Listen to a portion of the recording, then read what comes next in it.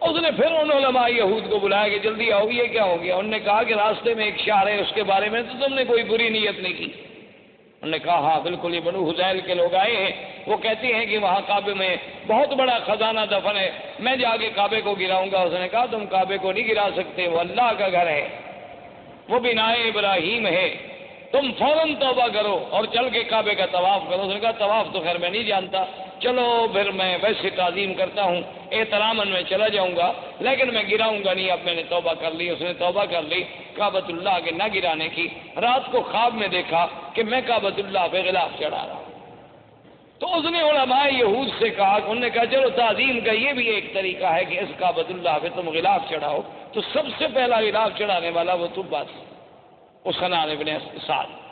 اس نے غلاف چڑھایا، پھر یہ غلاف چڑھتے رہے۔ اچھا کبھی ایسا بھی ہوتا تھا کہ غلاف پہ غلاف چڑھتے گئے، غلاف پہ غلاف چڑھتے گئے، تو بعض اوقات تو یہ بھی فیصلہ کرنا پڑا کہ ان غلافوں کے بوجھ سے کہیں دیواریں نہ گر جائیں، اس لیے پھر حکم دیا گیا کہ ایک غلاف رکھو، بھئی اتنے غلاف کو نہ چڑھاؤ۔ تو یہ ان دونوں یہودیوں کو لے کر اپنے ملک میں گیا، جس کی وجہ سے یمن میں بھی یہودیت پھیل گئی، یمن میں بھی یہودیت غالب آ گئی۔ اب اسی زمانے میں یمن میں یہودیت کا غلبہ ہو گیا، نجران کے علاقوں میں کچھ نصارہ تھے، اور اسی طرح ہرقل قیصر روم جو ہے وہ نصرانی تھا۔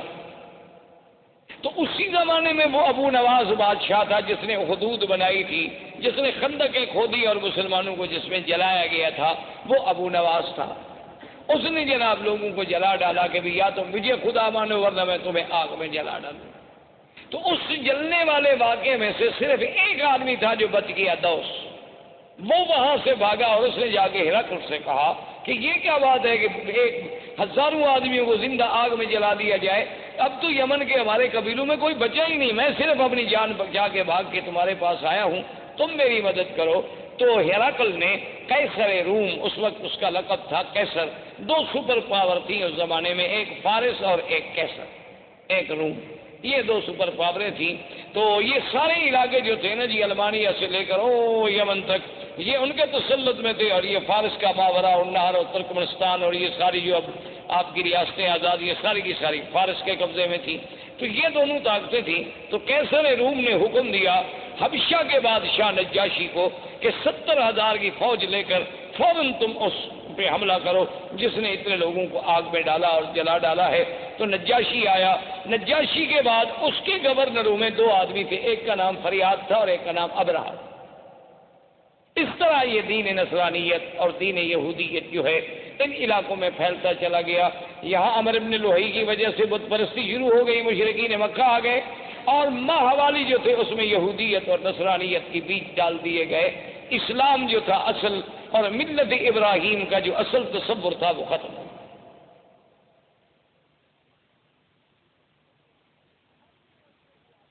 اب جناب یہ ہوا کہ آہستہ آہستہ ابرہہ اور اریاد اس کے درمیان میں بھی جنگ ہوئی۔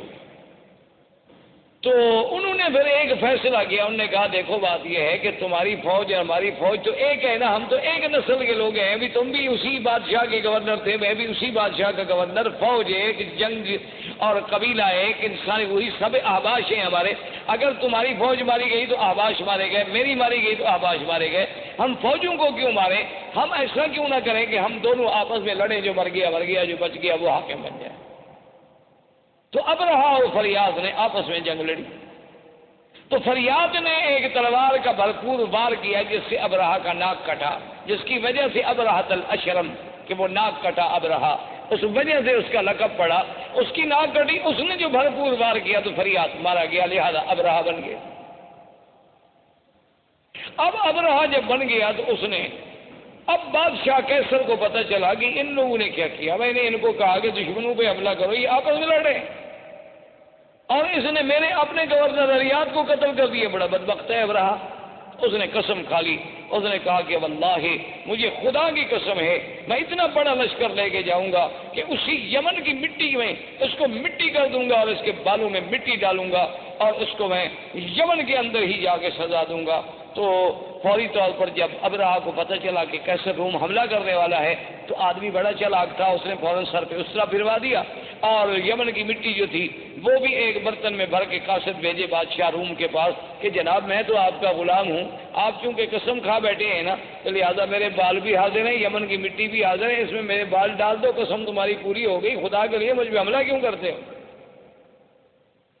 بادشاہ بھی خوش ہو گئے، انہوں نے کہا ٹھیک ہے، جب ایک آدمی اتنا نیاز مندی پہ آ جائے، جب اتنا اس نے کر دیا کہ اپنے بال کٹوا دیے، بال کٹانے کا معنی تو یہ ہوتا نا کہ گردن پیش کرتی ہے، ورنہ اللہ میاں کو احرام میں یا حج میں یا عمرے میں بالوں کی کیا ضرورت ہے؟ مقصد تو یہ ہے کہ ہم نے سر اللہ کے حکم پہ جھکا دی کہ اپنی محبوب ترین چیز جو ہے بندے نے پیش کر دی، قربان کر۔ اب جناب جب یہ ہو گیا تو اب ابرہا نے اسے خوش کرنے کے لیے انہوں نے کہا کہ جناب گزارش یہ ہے کہ سرزمین عرب میں ایک کعبہ ہے تو ہم یہاں اپنا کعبہ کیوں نہ بنائیں؟ تو وہاں اس نے ایک کعبہ بنایا جس کا نام کلیس، اور اس کعبے کو اتنا جناب اس نے بنایا تعمیری طور پہ، اور اس کے بعد اس نے قیصر روم سے کہا کہ پوری دنیا میں اعلان کریں کہ اس کعبے کا حج کریں، اعلان ہو گیا۔ ایک قبیلہ تھا نسیع، عرب کا ایک قبیلہ تھا نسیع۔ نسیع کا معنی ہوتا ہے کسی چیز کو پیچھے کرنا۔ اچھا یہ قبیلہ جو تھا نا یہ حرم کے بڑے مجاور تھے اور حرم کے بڑے خادم تھے، اور یہ مکہ اور طائف کے قریب درمیان میں یہاں ان کا قبیلہ آباد تھا۔ اصل میں ان کو نسیع کیوں کہا جاتا تھا کہ 4 مہینے ہیں نا جن میں جنگ اللہ نے حرام کر دی تھی، اربعۃ حرم۔ اچھا وہ 4 مہینے کون سے تھے؟ رجب، اچھا اس کے بعد پھر ذی القعدہ، ذی الحجہ اور محرم۔ اچھا یہ 3 مہینے اکٹھے ہیں، ذی القعدہ، ذی الحجہ، محرم، رجب اکیلا۔ اب جناب جب یہ اتنی مدت ہو جائے عربوں کو لڑائی نہ ہو، تو عرب تو بغیر لڑائی کے رہ نہیں سکتے تھے نا، یہ تو قومیں ایسی تھی کہ بس ہر وقت لڑنا ہے۔ ان کی لڑائیاں اس بات پہ بھی ہوئی ہیں کہ ایک قبیلے نے کہا کہ تمہارے درختوں سے ایک چڑیا اڑی اور میرے درختوں پہ آ کے بیٹھ گئی، یہ زیادتی کیوں ہوئی؟ اس پہ لڑائی شروع ہو گئی اور سینکڑوں آدمی قتل ہو گئے کہ وہاں سے چڑیا اڑ کے میرے باغ میں کیوں؟ لڑائی ہو گئی۔ اب جناب یہ جب ان کا اب جب 3 مہینے صبر کیسے کریں، تو یہ اس قبیلے والوں کو کہتے کہ بھئی ہم نے فلاں قبیلے سے لڑنا ہے، تو کہتے کوئی بات نہیں، ہم محرم کو پیچھے کر دیتے، ہم محرم جو ہے نا پیچھے کر، ذی الحج کے بعد جب مہینہ آتا ہے وہ کہتے جی یہ سفر ہے، اس کے بعد محرم آئے گا، تو اس کو یعنی 1 مہینے کو پیچھے کر دیتے۔ تو اس لیے ان کو نسیع کہا گیا کہ یحلونہ عاما ویحرمونہ عاما۔ اللہ نے قرآن میں بھی فرمایا 1 سال تو اس کو محرم رہنے دیتے، 1 سال اس کو سفر بنا دیتے، پھر جنگ حلال ہو جاتی۔ تو یہ نسیع قبیلہ جو تھا، ان کو جب پتہ چلا کہ بھئی حبشے میں ابرہا نے ایک کعبہ بنایا ہے خدا کے کعبے کے مقابلے پر، انہوں نے کہا بھی اگر آہستہ آہستہ اس کی رونق بڑھ گئی اور چرچا بڑھ گیا تو ہمارا تو مسئلہ ختم ہو جائے گا۔ یہ یہاں سے کچھ آدمی نکلے اور چوری چوری داخل ہوئے عبادت کے بہانے سے، رات کو وہاں گندگی کٹھی کی اور ان کی دیواروں کو گندگی لگا کے یہ غائب ہو گئے۔ صبح جب ابرہا کو اطلاع ملی کہ تمہارے کعبے کو تم بے حرمتی کی، اس نے کہا یہ کس نے کی ہوگی؟ اس نے کہا صاف بات ہے، صاف بات ہے، عرب قبائل کے علاوہ اور کون کر سکتا ہے، اور کسی کو ہمارے کعبے سے کیا دکھ ہے؟ تو تحقیق پر پتہ چلا کہ بھی ہاں یہ تو نسیع والوں کا کام ہے، جو مکے کے کعبے کے مجاور ہے نا قبیلہ بنو نسیع، یہ انہی کا کام ہے۔ انہوں نے کیا تو اس نے کہا کہ ٹھیک ہے، حکم دیا فوجوں کو کہ تیاری کرو، میں جا کے اس کعبے کو منہدم کرتا ہوں، جب تک وہ کعبہ رہے گا نا تو میرے کعبے کا جو ہے لوگ عزت نہیں کریں گے اور نہ یہاں کوئی حج کرے گا۔ اس کعبے کو توڑ دیتے ہیں، کچھ عرصے کے بعد لوگ بھول جائیں گے کہ کہاں کعبہ تھا، کہاں کیا تھا، کیا حج تھا، کیا احکام تھے۔ تو یہ وہاں سے لشکر لے کے چلا، اور اسی کے لشکر میں ہاتھیوں کا لشکر تھا، اور ان میں جو سب سے بڑا ہاتھی تھا اس کا نام محمود تھا۔ اس ہاتھی کا نام جو ہے محمود تھا، لوگ نام رکھتے تھے، اور اس کا سائس جو تھا چلانے والا اس کا نام انیس۔ یہ جناب لشکر چلا، یہ جب آیا راستے میں تو لوگوں کو پتہ چلا کہ یہ عجیب بات ہے، کعبۃ اللہ کو گرانے کے لیے آ رہا ہے۔ تو راستے کے عرب قبائل جو تھے انہوں نے جا کے اس سے لڑائی لڑی، لیکن وہ بیچارے شکست کھا گئے، اور ذو نفر ان قبیلوں کا سردار تھا وہ قید ہو گیا۔